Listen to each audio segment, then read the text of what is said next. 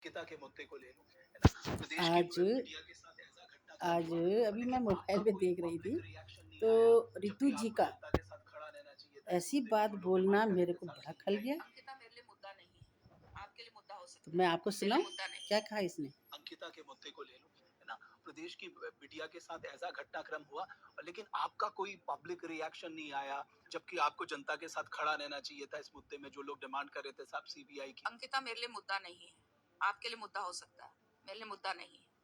अंकिता के मुद्दे को ले लूं। तो ये देखा आपने, रितु खंडूरी कह रही हैं कि अंकिता मेरे लिए मुद्दा नहीं है, आपके लिए हो सकता है। अभी पढ़ रही थी तभी मैंने देखा अचानक कि ये क्या कह रही है। विधानसभा अध्यक्ष है, महिला है, और ये भी मैं आपको बता दूं, रितु खंडूरी की जो डोब सिरकोट है ना, तो डोब ये ननिहाल है इसकी, और सिरकोट जो है ये अम, हमारा गांव है, अंकिता का गांव है, एक ही गांव है। खेती पाती सब एक है, जल जंगल सब हमारा एक ही है। तो यहाँ ब्राह्मण रहते हैं और हमारे राजपूत रहते हैं। तो ये अंकिता के लिए कितनी, मतलब हमको ऋतु को देख करके लगता है कि ये केवल यहाँ पर राजनीति के मध्य पर पद लेकर बैठी हुई हैं, और इनका कोई कर्तव्य नहीं है कि ये क्या बोल रही हैं। पहले तो इनके बोल सुनिए, मुझे तो बड़ा आश्चर्य लग रहा है इसके बोलने पे।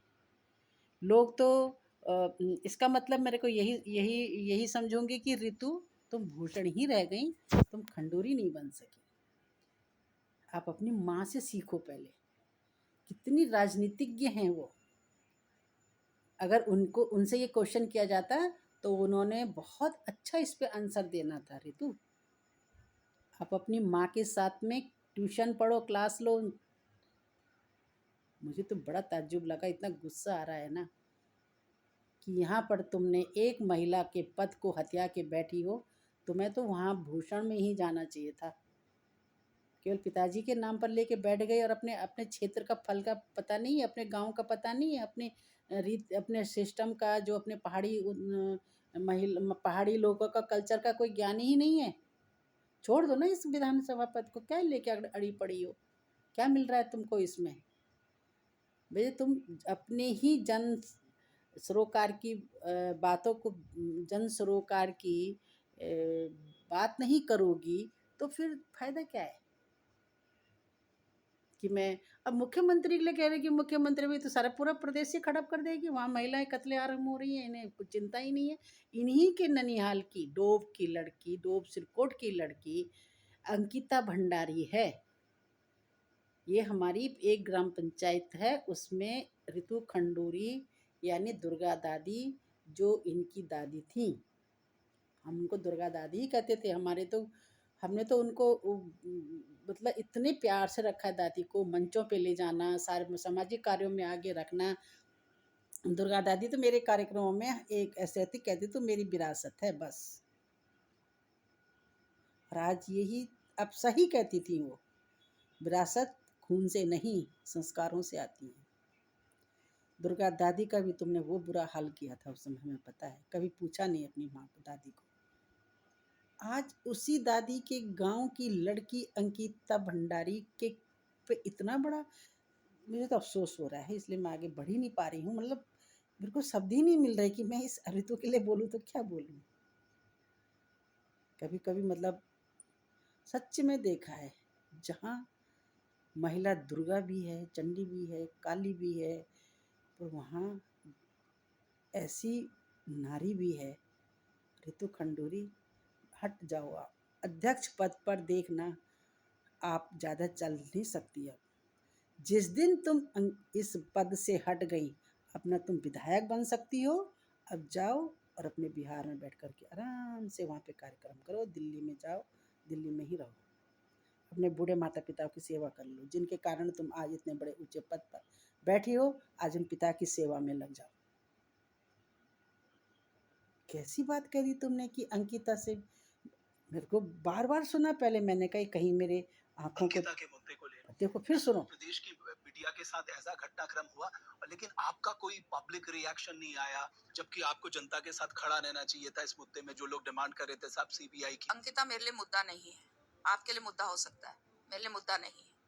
अंकिता के मुद्दे को ले लो, है ना? तो देखा आपने, मीडिया के साथ और ये भी सच है कि जिस दिन अंकिता कांड हुआ कोटद्वार में, पौड़ी के डीएम एसपी साहब बात वहीं बैठे हुए थे। जब मैंने डीएम साहब को फ़ोन किया तो वहाँ उन्होंने बताया कि यहाँ रितु खंडूरी की जो है बैठक चल रही है, हम लोग वहाँ पर हैं, जब वो आएंगी। मैंने कहा रितु खंडू को फ़ोन दीजिए, तो उन्होंने कहा कि मैडम अब आप किसी और से करें, मतलब कई परिस्थितियाँ हैं कि मैं, तो ठीक है। फिर हमने जो है एसपी साहब से फ़ोन किया, वो उनका वहाँ आके देखेंगे। तो रितु खंडेरी को जब पता नहीं चला गया कि मेरे गांव की लड़की की हत्या हो गई है या गुम हो गई है, तो उसको मीटिंग में ये वाला प्रस्ताव पास कर देना चाहिए था कि भाई आप लोग जाइए और पहले वहाँ पे घटना स्थल पर पहुँचिए, और ये मीटिंग तो कल नहीं परसों हो जाएगी। उस दिन मीटिंग में रितु खंडूरी बैठी हुई थी और इन्होंने उस पर भी संज्ञान नहीं लिया।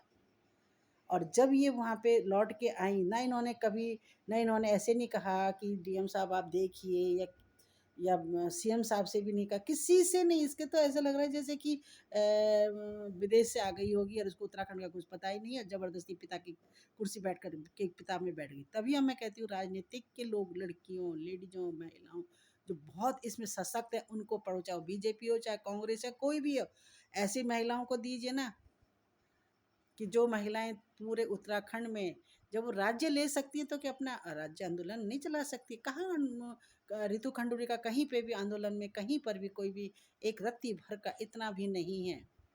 रितु खंडूरी, पता है आपको मुजफ्फर कांड कैसे हुआ था? जरा अपने पूछ लेना आंदोलनकारियों से, शर्म नहीं आती। चले सब अध्यक्ष बनने के लिए, और एक अंकिता पे कह रही है कि मेरे को उससे कोई मुद्दा, मेरा नहीं है, तुम्हारा मुद्दा है। तेरा मुद्दा है वो, तेरा मुद्दा तेरे मुद्दे के साथ है, तुम्हारा मुद्दा है वो। समझ गई आप? इसका मतलब तुम सब एक ही थाली के चट्टे बट्टे हो। तुम सब उस रिसोर्ट के बारे में जानते थे। डर रही होंगी ना कि अगर मैं बोल दूंगी कि मेरा मुद्दा है तो मुझे भी कहीं अब सीबीआई में सबसे पहले यही आएगा कि जिस दिन कांड हुआ था उस दिन तुम वहाँ पे कोटद्वार में मीटिंग ले रही थी, और तुम्हारे को फोन भी गया कि वहाँ ऐसा ऐसा कांड हो गया, तुमने उस समय भी उसको मुद्दा नहीं समझा। अब समझिए, हम सोचे चलो भैया कोई बात नहीं है, बहुत गलत बात है। तो इसलिए मैं यही कहना चाह रही हूँ कि रितु खंडूरी हमारे उत्तराखंड की नहीं है। इसमें खंडूरी का संस्कार ही नहीं है, इसमें संस्कृति भी नहीं है, ये सभ्यता भी नहीं है। कैसे बोल रही हूँ, संस्कृति भी नहीं है कि किस धड़ाकले से कह रही है। पता है तुम्हारा मुद्दा नहीं है ये, ऐसी बन गए हो तुम केवल उत्तराखंड के। यहाँ सारी दुनिया ने, पूरे भारत ने अंकिता मुद्दा पर बात करी, और तुम्हारा मुद्दा नहीं, जो तुम्हारे घर का, तुम्हारी ननिहाल के गांव की बेटी का मुद्दा है, और उसमें इतने निकटवर्ती होते हुए तुम्हारा मुद्दा नहीं है। शर्म करो, शर्म छोड़ दो इस पद को। अगर शर्म है तो कल ही छोड़ दो, क्योंकि तुम भी उत्तराखंड की नहीं हो। तुम भी किसी बीजेपी ने भी तुमको कोई नहीं जानता, तुम्हें भी तुम्हारे पिताजी की बदौलत मिल गया है ये सारा। हमारे बीजेपी में, या देखो तुम, हमारे उत्तराखंड में एक से एक आंदोलनकारी महिलाएं थी, एक से एक आंदोलनकारियों ने राज्य लिया, निर्माण किया, और तुम उसमें अध्यक्ष बन गए। राज उसी आंदोलन की बेटी के को लेकर कह रही हो कि तुम्हारे कार्यकर्ता था वो, उसका पिता बीजेपी का कार्यकर्ता, सक्रिय कार्यकर्ता, उसकी बेटी। और क्यों आया, मैंने उससे पूछा, जब मेरे घर पे आया था वीरेंद्र, मैंने कहा तूने कैसे छोड़ दी अपनी बेटी वहाँ पे? तो यही बोला था उसने कि हम, वो नैना दीदी बोल हमारा बोलो छन पार्टी अच्छन बोलो। तो मैंने कहा पार्टी देखता है?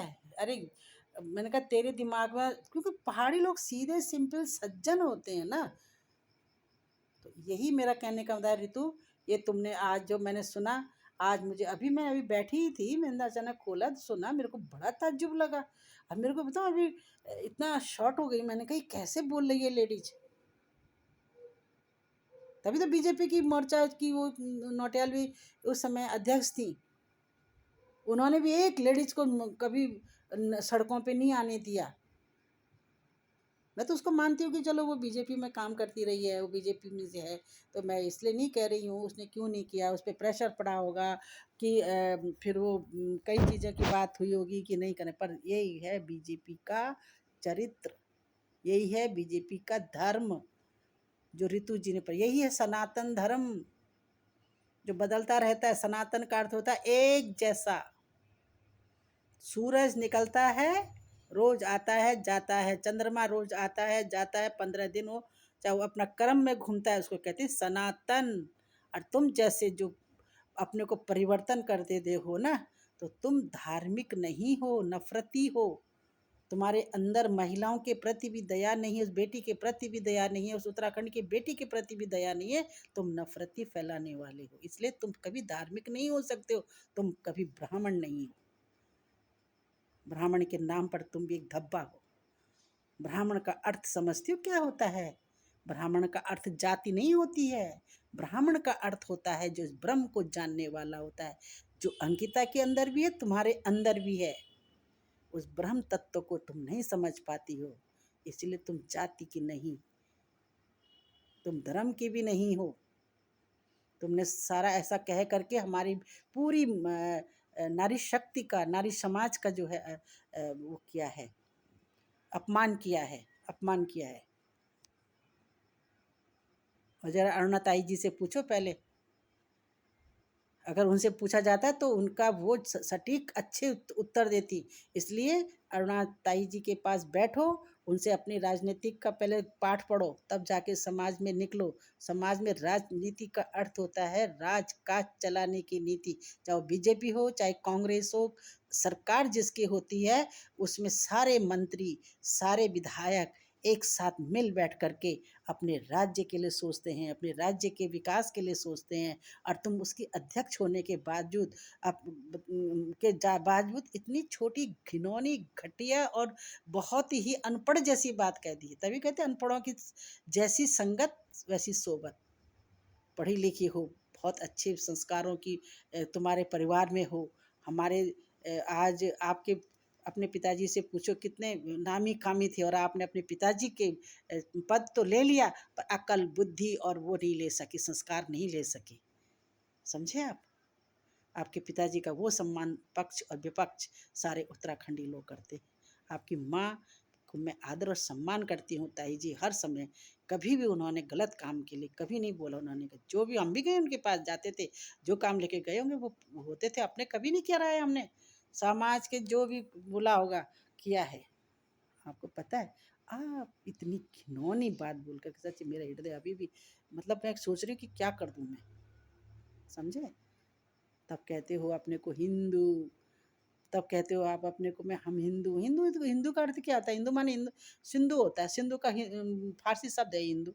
हिंदू कोई हमारे वेद पुराण में क्या, कुरान में क्या, कहीं भी नहीं है। केवल फारसियों की भाषा है वो। और हिंदू से हिंदू, हिंदुस्तान से हिंदू बना है। चले राजनीति करने के लिए और धार्मिक धर्म की राजनीति करने चले, धर्म की दो अक्षर भी नहीं जानते हैं। ठीक है, कल से तुम्हारा भी विरोध होगा, विरोध होगा, भयंकर विरोध किया जाएगा। जय उत्तराखंड। मैं विजयलक्ष्मी गोसाई। आप अपनी मम्मी से मेरा परिचय पूछ लीजिएगा। आपकी दादी की मेरे हाथ का खाना खाती थी। आपकी दादी की सारी सेवा पौड़ी में मैंने की, विकास नगर पर रहती थी ऊपर, और उन्होंने अपनी ज़मीन जो है फिर विद्या मंदिर को दी थी। दादी जी की सारी सिंदूकड़ी जो छोटी सी थी ना, साफ सुथरा करके सारे कपड़े वस्त्र में रखती थी। समझे? दादी के संस्कार के, दादी तो एक महान आत्मा थी। दादी तो बराबर तुम्हारे पिताजी, तुम्हारे जो, क्या बोलूँ मैं, आप ताऊ जी का वो सम्मान आज पूरा उत्तराखंड करता है, चाहे पक्ष हो चाहे विपक्ष हो। पर तुम अपने ना माता की तरह बन सकी, ना पिता की तरह सब बन सकी, ना दादी की तरह बन सकी, और ना ही तुम अपने एक बिहारी वाली झलक दिखा दी। जय हिंद, जय उत्तराखंड।